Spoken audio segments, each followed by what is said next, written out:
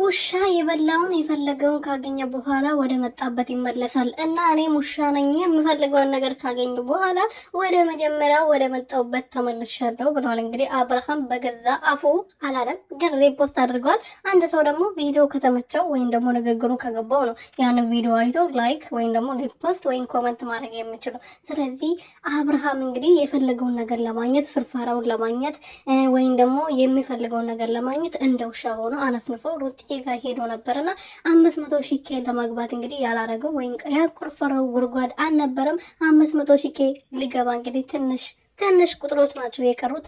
ለዛ ነው ወደ ሄርሜላ የተመለሰው። ገባችሁ አይደለ? እና ገብታችሁ ቪዲዮን በደንብ አድርጋችሁ ስሙት፣ ሪፖስት ያደረገው ማለት ነው።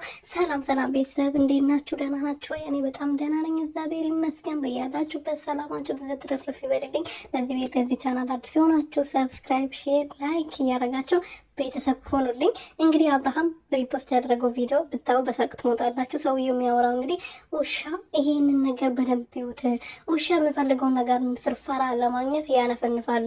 ካገኘ በኋላ ግን ፍርፋራውን እንደዚህ ጥሎ ይሄዳል። እና አንዳንድ ሰዎች በጣም ይገርሙኛል እንደዛ የሚያደርጉ ሰዎች ብለዋል። እና አብርሃም ደግሞ ሪፖስት አድርጓል። ስለዚህ ስልኩ እሱ ጋር ነው። ስልኩን እየተጠቀመ ነው።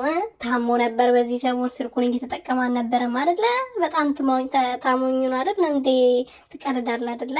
እዛ የምታሞኘውን ለአንተ የሚሞኙልን ሰዎች ብዙ አሉና እነሱን አሟኛቸው። እኛ ደግሞ በአንተ የምንጃጃል ሴቶች አይደለንም። ሴቶቹ ደግሞ ለራሳቸው ክብር ካላቸው ሩቲም ሄርሜላም ቢሆኑ ክብር ካላቸው ራሳቸውን